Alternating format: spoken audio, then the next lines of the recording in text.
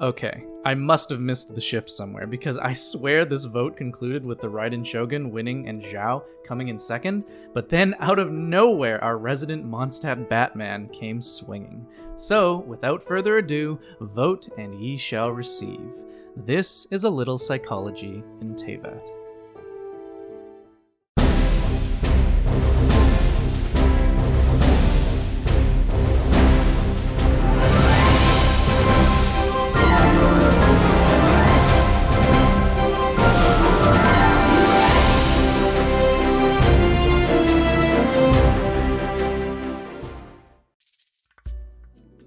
In the country of freedom, where the wind blows wherever it wishes, lives the current owner of the Dawn Winery, and a nobleman of the esteemed Ragvinder... Ragavinder... I need help. Where's Eula's character trailer? The Gunhilder clan, the Roggenvinder clan, and the Lawrence clan. Roggenvinder. Got it. Where was I? The esteemed Roggenvinder clan from early in Mondstadt's history, Diluc Roggenvinder. Yeah, probably the most pretentious way to say and spell this. From his character quest, we learn that he has become a vigilante of sorts, protecting Mondstadt from any nefarious plots by the Abyss to assault the city. Due to an event in his past, he split ways from the Knights of Favonius, believing them to be inadequate in safeguarding the City of Freedom's well-being. And to be fair, with the experiences the Traveler has had with the Knights, I'm inclined to agree. No offense, Jean, and by extension, no offense, Vanessa. But there are so many things I still need to do. Anyways, taking on the persona of the Darknight Hero, a title that Diluc is highly antagonistic against, that was forcefully given to him by the public, he uses his reliable network within the city to keep tabs on any incoming threats. When the Traveler eventually enters the scene, the Darknight Hero has already become a fixture in Mondstadt's culture, to the point where the Knights have already opened a case regarding the Vigilante, and rumors have spread to the point where it's actually developed its own mythology. Even from the get-go, Kaya seems to already have a pretty conclusive idea as to who the masked hero is. There's no need to despair, Huffman. Just follow my plan and everything will be fine. Captain Kaya. Lately, Master Diluc has been working the bar at the Angel's Share every night. All I need you to do is keep him in your sight. Think you can manage that for me? Yes, Captain Kaya. But does that mean that Master Diluc is the Darknight Hero? Who knows? It's just a hunch. I've been known to be wrong on occasion. This inevitably begs the question, why does Diluc decide to do this? Why doesn't he just remain a humble bartender at the Angel's Tavern? Why involve himself in these dangerous affairs? Is it really just because he thinks the Knights of Favonius are completely awful at their jobs? First off, let's establish that Diluc does not like the Knights in the slightest. The Knights are, for the most part, an utterly incompetent bunch. I cannot trust them to take this matter over. The Knights of Favonius. Inefficient right from beginning to end. And towards the Fatui, weak and conservative. We can find where this distaste came from in the Genshin Impact manga series that will be linked in the description. It is also here where we find Diluc's motivation for turning to vigilantism, which is not necessarily because he thinks the Knights are inept. But of course, don't get me wrong, that's definitely part of it. But I would argue that it's not the main reason, even though it's really the only reason we get presented in-game.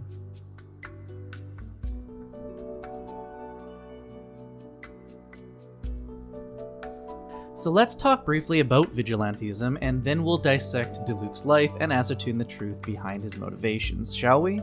Vigilantism is typically encouraged by people who have been driven by external forces into action while possessing a lack of trust for the proper authorities in a society to intervene. These people have also likely experienced an event or multiple events of powerlessness, where they have lost something precious to them due to said powerlessness.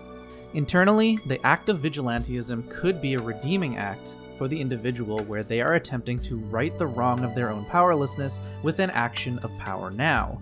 These traumatic events oftentimes may not necessarily be a single event or a strong event in one's mind, but could also be contributed by a long period of time of perceived forced inaction.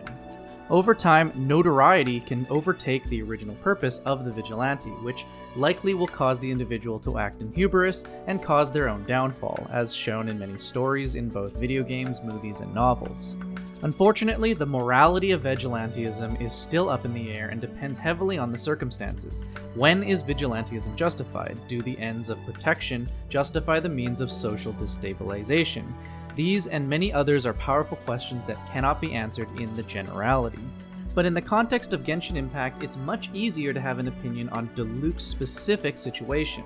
Ultimately, vigilantism taps into our inner psychological need for control over our environment, and when the society we've built for ourselves has seemingly failed to live up to their end of the bargain, like with Diluc and the Knights of Favonius, then we may have to take matters into our own hands.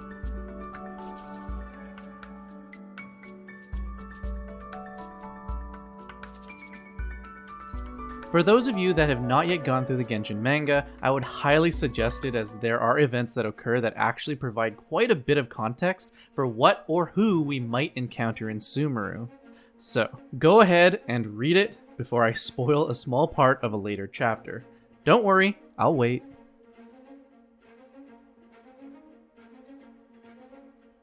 Okay, now that you're up to speed, let's psychoanalyze. We learn that 3 years ago, Diluc's father died during an incident where their carriage was attacked by Ursa the Drake. Diluc, who was either in training to become a Knight of Favonius at the time, or had just recently been knighted as one, was forced to watch as his father protected him from the Drake. It is also insinuated that this small, strange flying contraption was what enraged Ursa into falling into a frenzy and killing Diluc's father. Possibly by accident? I smell a future conspiracy that may involve Diluc in the future. Just saying, Mihoyo. Any situation that brings Diluc back into the main storyline is a win to me. Anyways, Diluc monologues during these panels that, at that time, if I realized sooner that something was amiss, if I was stronger, then none of this would have happened. And as he glances at his blood-stained gloves, he utters very regretfully, "Why couldn't I do anything to stop it?" So, it's clear here that this is an event that has defined Diluc's motivations from here on out. We see him next in Amber's recollection, where he finally leaves the Knights of Favonius after his father's name is slandered by, I'm assuming, the other nobles. So, the reason for why Diluc eventually decides to, as Paimon puts it, He protects Mondstadt in his own way. is not so much because the knights are useless at their jobs, but because Diluc's own perceptions of his uselessness when his father was killed. He specifically asks himself, not likely the first time since the incident, why couldn't I do anything to stop it? It's also a possible reason for why he was bestowed with the pyro element, as fire is often associated with power in many cultures. And now he sees Mondstadt in trouble against the Abyss, and the Knights, although headed by a benevolent leader in Jean and by extension Varka, are still scrambling to act quick enough, tied down by their organizational structure. Diplomatic pressure from the Fatui makes it hard for us to seek a peaceful resolution to the Storm Terror issue. People would think I've lost grip on the gravity of the situation. That's why I can only do this in private. That's one of the reasons I don't like the Knights of Favonius. Diluc, having been powerless to protect his father in the past whom he idolized, now had the power to protect his city, and thus he makes the decision to don the mask and do what he could not all those years ago. I would speculate that when Diluc gets mad at the Knights in action, he's actually angry at himself for his own inaction to protect the man that meant everything to him. And there you have it. Deep down beneath that hard exterior is a man that acts with a passion of fire, a fire directed at protecting all that is important to him, even at the cost of his own reputation and life. Which I'm beginning to think Kaya finds really hot. No pun intended. But, of course, what do you think? Is Diluc just a bartender frustrated at the inability of his city leaders to protect Mondstadt? Or is he being driven by something that traumatized him in his past that continues to haunt him today? I, for one, certainly think there is definitely more room for his story to continue. If you enjoyed this psychoanalysis, please like the video and subscribe to the channel, as it helps get this to more people, and share it with your fellow Genshin players and content creators. And thank you for visiting A Little Psychology in Teyvat. Hey, my name's Pino. That's not true. Stupid question. Why would you ask that? It's fine. We're being unchild. Darknight words. Vengeance will be mine. Paimon's all out of brain juice again.